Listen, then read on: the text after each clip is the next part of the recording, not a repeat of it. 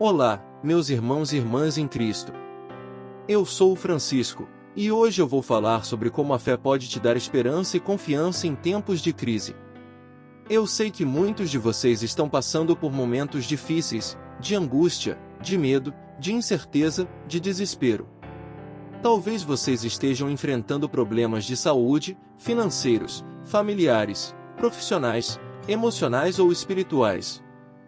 Talvez vocês estejam se sentindo sozinhos, abandonados, desamparados ou sem saída. Mas eu quero te dizer uma coisa: Deus não te esqueceu. Deus não te abandonou. Deus não te desamparou. Deus te ama. Deus te cuida. Deus te socorre. Deus tem uma solução para o teu problema. Deus tem uma promessa para a tua vida. Deus tem uma bênção para o teu futuro. Como eu sei disso? Porque a Bíblia me diz. A Bíblia é a palavra de Deus, inspirada pelo Espírito Santo, que revela a sua vontade, o seu caráter e o seu amor pela humanidade. A Bíblia é a nossa bússola, o nosso guia, o nosso manual de instruções para a vida. A Bíblia é a nossa fonte de sabedoria, de consolo, de esperança e de fé. A Bíblia é a nossa arma contra o inimigo, o nosso escudo contra as setas, o nosso refúgio contra as tempestades e o nosso alimento para a alma. Por isso, eu quero te convidar a abrir a sua Bíblia comigo, e a ler alguns versículos que podem te fortalecer, te animar e te encorajar a ter fé em Deus em meio à crise. Vamos lá? A primeira passagem que eu quero compartilhar com vocês é Hebreus 11, 1, que diz: Ora, a fé é a certeza de coisas que se esperam, a convicção de fatos que se não veem. Este versículo é uma das definições mais famosas e profundas de fé. Ele nos mostra que a fé é uma certeza, uma convicção, uma confiança, uma segurança, uma firmeza. Mas não é uma certeza baseada em evidências, em provas, em fatos, em razões, em argumentos. É uma certeza baseada em coisas que se esperam, em fatos que se não veem.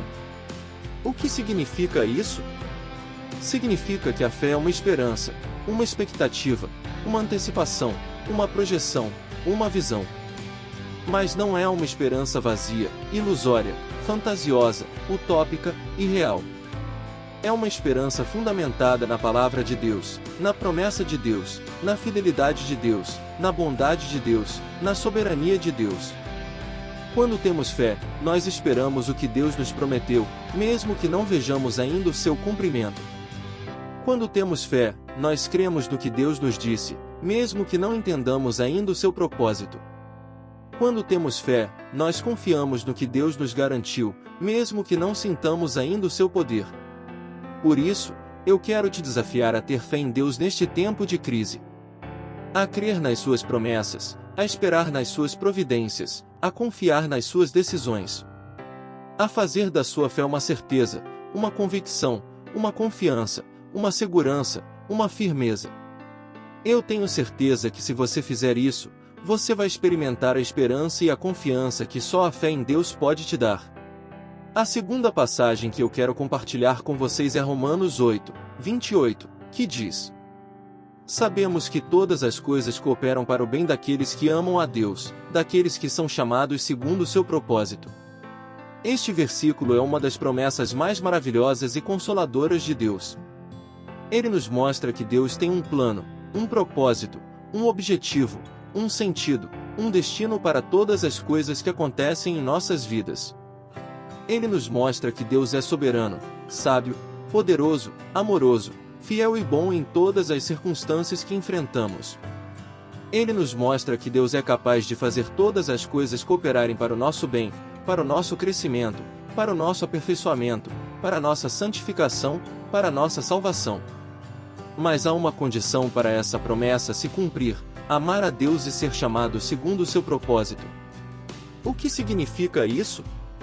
Significa que devemos ter um relacionamento pessoal, íntimo, sincero, profundo e constante com Deus.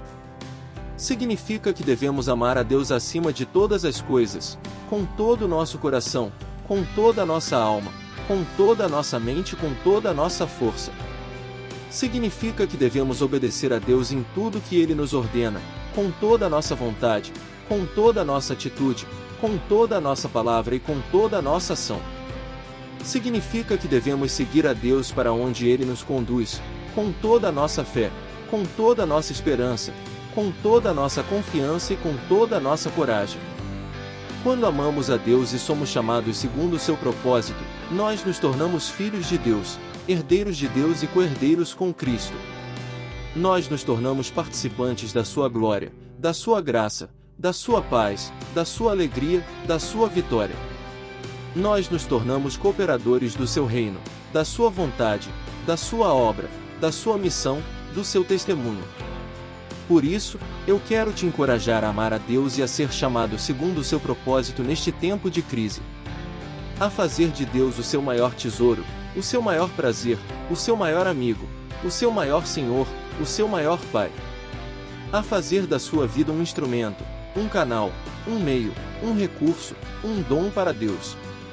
Eu tenho certeza que se você fizer isso, você vai ver que todas as coisas cooperam para o seu bem, e que Deus tem um plano perfeito para a sua vida. A terceira e última passagem que eu quero compartilhar com vocês é em 2 Coríntios 4, 16 a 18, que diz: Por isso, não desanimamos, pelo contrário, mesmo que o nosso homem exterior se corrompa, contudo, o nosso homem interior se renova de dia em dia. Porque a nossa leve e momentânea tribulação produz para nós eterno peso de glória, acima de toda comparação, não atentando nós nas coisas que se veem, mas nas que se não veem, porque as que se veem são temporais, e as que se não veem são eternas. Esta passagem é uma das lições mais valiosas e inspiradoras de Deus. Ela nos ensina a ter uma perspectiva diferente, uma visão diferente, uma atitude diferente diante das crises que enfrentamos. Ela nos ensina a não desanimar, a não desistir, a não perder a fé, a não perder a esperança, a não perder a alegria. Ela nos ensina a renovar o nosso homem interior, o nosso espírito, a nossa mente, o nosso coração, a nossa alma. Ela nos ensina a valorizar o que é eterno, o que é celestial, o que é espiritual, o que é divino, o que é glorioso. Ela nos ensina a desprezar o que é temporal, o que é terreno, o que é material, o que é humano, o que é passageiro. Quando temos fé, nós não nos deixamos abater pelas tribulações, pelos sofrimentos, pelas perdas, pelas dores, pelas lágrimas. Quando temos fé, nós sabemos que tudo isso é leve e momentâneo, comparado com a glória que nos espera, com a alegria que nos aguarda, com a recompensa que nos será dada. Quando temos fé, nós olhamos para as coisas que se não veem, para as promessas de Deus, para as realidades celestiais, para os valores eternos, para os tesouros incorruptíveis. Por isso, eu quero te motivar a ter fé em Deus neste tempo de crise.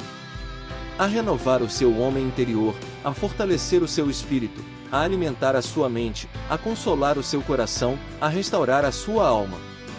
A fazer da sua fé uma perspectiva, uma visão, uma atitude, uma escolha, uma decisão.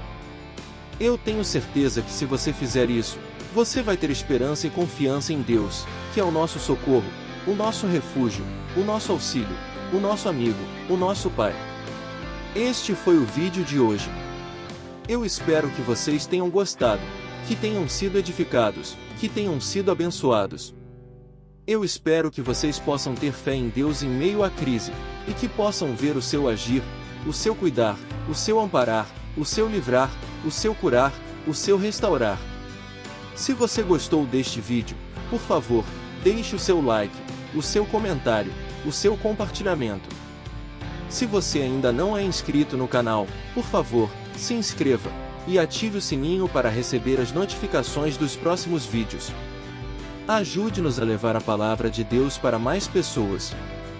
Que Deus abençoe a todos vocês, que Deus guarde a todos vocês, que Deus ilumine a todos vocês. Fiquem com Deus. Amém.